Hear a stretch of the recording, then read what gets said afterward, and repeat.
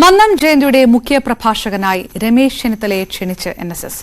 ജനുവരി 21 നടക്കുന്ന സമ്മേളനത്തിലേക്കാണ് ചെന്നിത്തലയ്ക്ക് ക്ഷണം. തനിക്ക് ക്ഷണമുണ്ടെന്ന് രമേശ് ചെന്നിത്തല സ്ഥിരീകരിച്ചു. താൻ സമ്മേളനത്തിൽ പങ്കെടുക്കുമെന്നും ചെന്നിത്തല പറഞ്ഞു. ഏതായാലും NSS general secretary Shri G Sukumaran Nair ചടങ്ങിലേക്ക് ക്ഷണിച്ചു.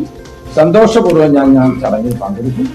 അത് എനിക്ക് എന്നെ ക്ഷണിച്ചതിൽ അവരോട് എനിക്ക് പ്രത്യേകം നന്ദിയുണ്ട്.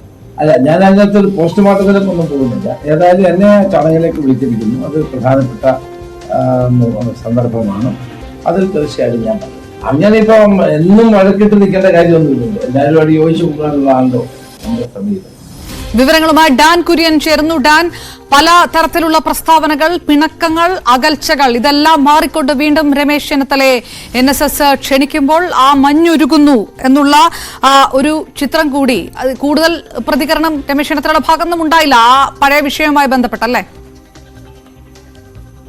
താക്കോൽ സ്ഥാന വിവാദവുമായി ബന്ധപ്പെട്ട് NSS നേതൃത്വവുമായി അകന്നിരുന്ന രമേശ് ചെന്നിത്തലയാണ് നിർണായകമായ ഒരു ഘട്ടത്തിൽ NSSുമായി വീണ്ടും അടുക്കുന്നതിൻ്റെ പരസ്യമായ പ്രതികരണങ്ങൾ, സൂചനകളൊക്കെ അദ്ദേഹത്തിന്റെ വാക്കുകളിലൂടെ തന്നെ വ്യക്തമാക്കിയിരിക്കുന്നത്.